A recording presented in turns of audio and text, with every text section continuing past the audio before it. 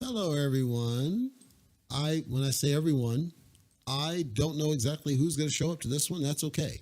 I'm doing it because it's more convenient for me to do uploads via this manner now that I have the swank all working, the magic microphone doing what I need it to do. I've been asked, I've been challenged to talk about SAFUU again because I'm somewhat of a time traveler. I was one of the first to cover SAFUU. That was February. For those that need a little bit of a lesson, February I covered SAFUU. And I called out some fundamental issues I wanted to see fixed.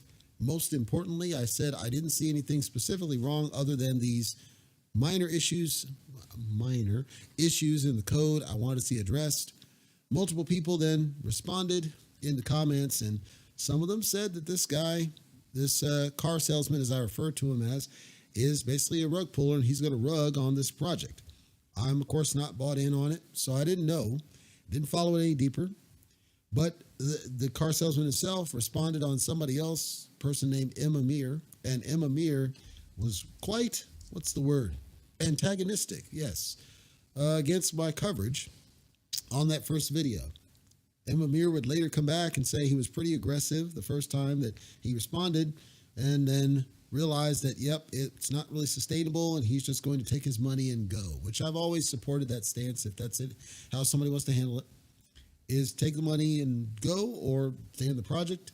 And I'm hopeful, I'm probably naive when I do this, but I'm hopeful that most of the diehards are listening and they will reflect and go back to our original coverage, and they'll realize we were pretty darn fair in our coverage of SAFUU prior to the launch.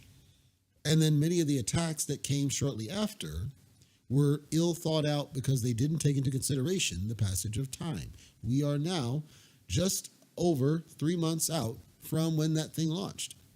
And just over 3 months out, first it craps 200 and some odd dollars a token. And then now it's down to about 300 down and close to the pre-sale. It actually did dip to pre-sale price, and then a bunch of people bought back in. So many people are really questioning now, well, what really happened here? On social media, I sent out a tweet, and I pointed out that there was a lot of B&B being dumped out of the project. Some people called out that the car salesman himself actually was selling out of the project. And here's the thing that caught my eye very recently. I wasn't aware that Coffeezilla, everybody knows who Coffeezilla is, presumably. I wasn't aware that he had covered the SAFUU project, and more specifically, I think his target was really the car salesman. I didn't even know. Coffeezilla covered him in May, early May. I covered him in February. So my coverage, if you go back and listen to that, I felt was very fair, very neutral. I did make some targeted observations that are in the code and things on the site. And then people responded and brought information about car salesman, and I looked a little bit deeper and verified what they were saying and added it to my coverage. If you listen, though, in that February video, at no point did I ever say that SAFUU itself was a scam. In any of the other following coverages, and I did about 6 of them, I'm pretty sure you're not going to hear me say that SAFUU is a scam. What you'll hear me have said is, I personally wouldn't do it. I don't necessarily trust it because of the person who runs it. And that person's reputation is what you'll hear me have frequently said. Now, Coffeezilla, in early May, he went hard. He went in. He made direct, and this is rare for him, at the end of his video, he made direct statements essentially saying, and I paraphrase, this guy's going to rip you off. This is a scam. This is not da-da-da-da-da-da. Coffeezilla was a lot more targeted. I challenge anyone in the SAFUU community to compare Coffeezilla's coverage against mine in terms of tone, in terms of message, in terms of outcome, finding, recommendation. And I challenge you, now that time has passed, to tell me that I was really that unfair, because I think you'll find I was pretty straight line neutral right down the middle in how I covered it, including certain pros. Coffeezilla just, nope, it was roadkill in his approach. Not criticizing him. I'm saying that the contrast in coverage is important, and I'm happy that he covered it. I'm happy that he went to the analysis. I'm happy that he tried to get the car salesman on the show and failed, because it means it wasn't about me personally. He just doesn't want to smoke with anybody. On-chain crypto also tried to get him on the show. With on-chain crypto, it's a bit different, because on-chain crypto did tend to come across a little bit aggressive in the way that he requested it. All I said was, if he wants to smoke, I'm here. All he's got to do is come on my show. I gave him the link. He did not respond to that request. No problem. I kind of moved on and did my own thing, and then did my other coverages, and then left it at that. But the summary here is I don't know what to think, other than I was spot on with what I said would happen with the project. Because of the pre-sale, you have people in there holding bags. Because of Function Mint, the supply is not going to stay constrained, and it didn't. And you're going to have people that climb it, and then they're going to dump it at some point because they don't care about the project, which happened. It just took a while for it to happen. I didn't expect so much significant dump from different wallets the way that I did. I figured it would probably be one or two whales, because at the time it was still pre-sale. I couldn't run it through Market Move. I since ran it through Market Move. Market Move swears that, there's like 30% of the supply held by the top 10 people. So it's already still got whales in it. But even with the whales that dumped out, you still have a significant amount that's held, significant amount held by the owner wallet. The Coffeezilla video called out the fire pit, and the fire pit I didn't dig deep into. I did call out the concern it was a regular wallet, but I didn't go any deeper into it because I didn't realize that it was that he owned all the stuff, and I couldn't prove it anyway. The other takeaway from Coffeezilla's was, apparently, and I don't know this to be fact, but apparently this, I said, Car Salesman had other projects, and people said that he rugged and all this, and apparently Coffeezilla did some digging into what those projects were and how they worked and what the alleged scam was, and it gave him the confidence that he's going to now rug on SAFUU and that he's holding all this money. And he called some admin, and the admin basically said, look, just let it ride. And that was weird. Like, let it ride. What does that mean? Are you saying that it's a scam and you want to let it ride out, or what do you mean? There were other people that said, we just believe him. We believe him. But even when presented with what Coffeezilla is talking about, they're still not clicking, right? As these are things you shouldn't do. In my video, I did say, in one of my follow-ons, I said it's not reasonable for the owner to hold on to this liquidity wallet as the owner's wallet or the treasury wallet. It's not reasonable. There's no reason for you to do that. I had people respond and say, well, it's because, we trust him. He got rid of the keys or something, which ironically was the same thing Coffeezilla said on the fire pit. That's always the response, that, well, there's a thing, there's a file, and we got rid of the file so nobody can access it. It's kind of a trust me type thing. Everything, and I said this in March, everything with him is trust me. It's all trust me. And then he'll outright say, yes, there's this. Yes, I own the wallet, but I got rid of the key. Trust me type of mantra. And I'm vindicated because Coffeezilla got the same findings and the same feeling that I did. But where I'm not concerned, but I'm kind of bothered a little bit, is that the diehards attacked me when I was pretty fair. I didn't call it a scam at that point. I just said, you're calling Function Mint, which means you can mint tokens. Well, guess what? It minted tokens. I see that you got this issue here with this guy. I think he should come out, not in his safe place, but to somebody else's show and talk this stuff out. Coffeezilla showed screens where apparently he just flat refused to answer any questions having to do with the other three projects. Well, Coffeezilla has the biggest platform you can think of in YouTube. Coffeezilla is exposed to the mainstream. So if you wanted to vindicate yourself, get rid of the noise, get rid of all this, and clean it up and present as legit, if anybody, you should want to go on his show and just clear the air and say, this is what happened, this is how this works. Coffeezilla, I guarantee, would say, did you give them their money back? And he'll say, no, he'll say, Coffeezilla, do you plan to? Because you made a lot of money here. He'll say no, because I got da-da-da-da-da. And Coffeezilla will drill him. And that's why he didn't want to do it. But to me, credibility of the project, and I'm saying this to try to help you guys, right? Credibility, being credible is you want the smoke. You want to go after it. You're not going to take that on the side and just say, nope, don't ask me about this. Don't ask me about this. Don't talk about this. That's like an O.J. Simpson thing where he's like, don't ask me about Nicole. Don't ask me about the kids. Don't ask me about da-da-da-da. Why would you want that? Why would you support that? Why would that be acceptable for somebody that wants trust? Trust is earned. It's not just granted.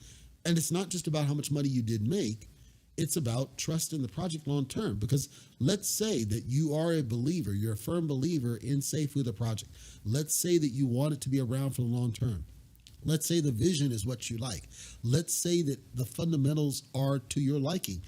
You should want the leader of it to want that smoke and clear up the air around him, because it's only going to get worse. Listen to me. If he's getting coverage from somebody like Coffeezilla, who is exposed to the mainstream, the guy was just in the mainstream because of the SAFUU coverage that he did. If he's getting covered by somebody who has that mainstream exposure, see, I'm just one YouTuber. I don't have what Coffeezilla has. Coffeezilla has way more eyes on his product. So you should want the best thing put forward. Not saying, can you pull down your SAFUU videos, and refusing to go on the show or refusing to ask questions about these past projects. You shouldn't want that. That's like whoever that girl was that refused to answer questions for Larry King, when it's like, this is a basic question. You can answer this question. What's the problem? And she tanked her, Courtney Stoddard, I believe, and she tanked her reputation because you're hiding. It's smoke. Don't allow the smoke. You should not want the smoke. You should want people to embrace you and say, this is why I'm legit, and I'm going to step up and I'm going to prove it and put it forward. Even Willie D, right, on Saitama, Willie D has that record. And after the fact, after it was found, which is a problem, but after the fact, he said, this happened. I served my dues, and I'm here, and this is what I'm trying to do, and I'm trying to do better, and I'm trying to help people. Even he confronted it when it was brought to attention. Why would you want somebody who ducks that? And that's, to me, if you believe in the project and you want it to succeed and you believe that it's going to be something. And I said the same thing about Saitama. At some point, you got to look and say, is the leader doing right by the people? And it's not about how much money you make. It's about reputation. Reputation goes to sentiment. Sentiment goes to long-term success. We've seen it time and again. And if I were him or advising him, I think what he did with Coffeezilla is bad. I don't think he should have refused that. I think he should have gone on Coffeezilla and got rid of it once and for all, because Coffeezilla would have been the best platform to do it and get it exposed to the mainstream. Put it out so that there's not this chatter that you call FUD. Put it out and say, this happened, these projects had this, and tell the truth. Tell the truth. If you straight took their money, let's say you did, you took their money. Yes, we took their money and started up this other project like LockPay did. He's not admitting it either, so now he's got smoke around him. Just admit that that's what you did. If it's not what you did, don't just call it fail. What happened? Where's the money? Are you going to pay them back? Talk it through. And what are you going to do moving forward to show good faith? The reason I'm so adamant about that, this is the first time I've seen a project like this other than SafeMoon get called out by Coffeezilla, and I think it's bad for SAFUU, the project. And I've said it. I said it on my February video. I said it on my March video. I don't want to see anybody get into the project and get harmed, especially not by incompetence, not by arrogance, not by devs that they just think their S doesn't stink and they just keep muscling forward. Why would you want that? Why would you support it? So I don't know what to think on it. And I think the dumps happened long after this business. I think it happened just a couple of days ago. And the dumps might have been for something completely different. The dumps were significant, though. They were significant level dumps. Again, if you want people to buy in, I don't think, I'm honest, I don't think that new shinies are going to make it work as long as you got him ducking smoke. He's got to face it. He's got to confront it. And he's got to get rid of the noise around it. And to me, if any of them listening in the community, and if you listen to my Friday video, my February video, and you compare it against Coffeezilla's, you know I was fair. You know I was right down the middle. You know that I was as fair as I could be, and I was nowhere near attacking him or the project. And I even gave positive points compared to what Coffeezilla. I'm telling you now, if you care about the project as a community, you will come together and you'll tell him, no, bro, you will go on Coffeezilla. You'll answer anything he asks you and take that smoke so we can clean this up once and for all, because it can only help you guys. It can only help you guys move forward and rebuild. It's not about shinies. The shinies aren't going to cut it long term because there's already the smoke building, and this just made it worse. You're free to ignore me. All I'm saying is, if I were you guys, I would not allow him to say no. He's not allowed to say no. You're his boss, but the community's not telling him what he needs to do, which is Coffeezilla is the best way for him to get his credibility back on track.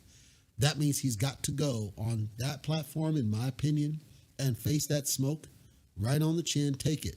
Whatever questions Coffee wants to ask him, you answer those questions straight up and be held accountable for it. And if he's asked, are you going to make this right? If he's not going to make it right, say no. At least be honest if you're going to rip people off. And if you're not going to rip people off, what are you going to do to make it right? And create a plan and then move it forward. Guess what? Your whole community is going to grow because they're going to get respect for him for taking it on the chin and taking that smoke. That's how communities are built and they grow stronger, is by the leader. It's not about the money. It's not about the shinies. It's about the leader. Leading by strong example, taking it on the chin. We should learn from Doe Rugpull on UST and Luna. That's not a leader. And that's what he's doing, is the same thing as Doe Rugpull. Guess what? His reputation's in the crapper, and it didn't matter how much money the whales made. So, hopefully that's helped. I got to get my food because they're ringing the bell. Thank you, everybody.